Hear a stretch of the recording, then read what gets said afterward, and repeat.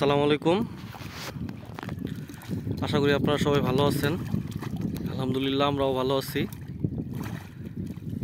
ঈদের ছুটিতে গ্রামের বাড়িতে আসছে সবাই।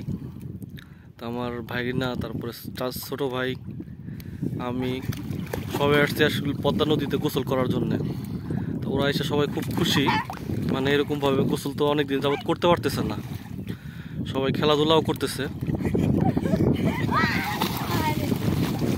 এই যে দেখেন ওরা কিভাবে কি করতেছে। হ্যাঁ, তোমরা খেলতে থাকো। ওই যে ভাতিজা জীবন আছে অনেক দূরে যদিও। এই জীবন, এদিকে আসো।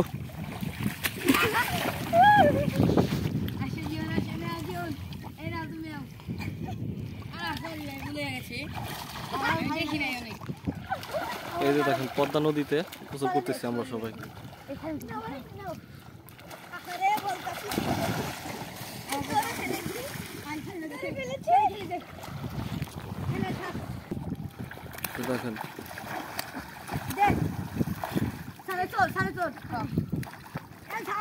কই জীবন খেলে না?